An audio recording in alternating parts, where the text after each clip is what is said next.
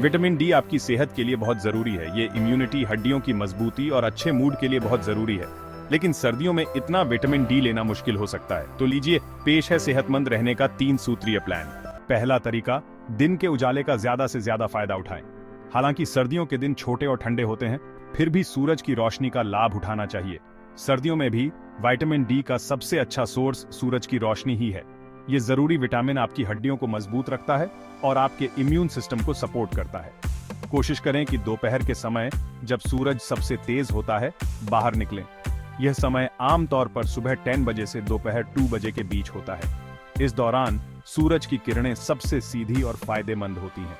15 से 20 मिनट तक अपने चेहरे और हाथों को सूरज की रोशनी में रखने से बहुत फर्क पड़ सकता है। याद रखें, थोड़ी देर टहलना या कुछ देर धूप वाली खिड़की के पास बैठना भी आपके मूड और एनर्जी को बढ़ा सकता है। दूसरा तरीका, अपनी डाइट को बेहतर बनाएं।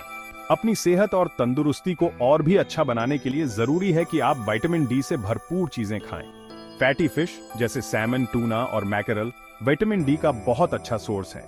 ये मछलियां न सिर्फ स्वादिष्ट होती हैं, बल्कि जरूरी पोषक तत्वों से भी भरपूर होती हैं। इसके अलावा अपने खाने में अंडे की जर्दी और मशरूम को भी शामिल करने के बारे में सोचें, क्योंकि ये भी विटामिन डी के अच्छे सोर्स हैं। दूध, संतरे का जूस और अनाज जैसी फोर्टिफाइड चीजों को न भूलें, जिन्हें आसानी से अपनी रोज की डाइट में शामिल किया जा सकता है। इन आसान बदलावों से आप अपने पोषण को काफी हद तक बेहतर बना सकते हैं और अपने शरीर की जरूरतों को पूरा कर सकते हैं। तीसरा तरीका, सप्लीमेंट्स का सहारा लें।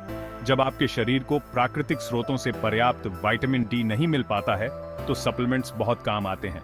अगर धूप और खाना पर्याप्त नहीं है, तो विटामिन डी सप्लीमेंट्स इस कमी को पूरा कर सकते हैं। वे सुनिश्चित करते हैं कि आपके शरीर को ठीक से काम करने के लिए जरूरी पोषक तत्व मिले।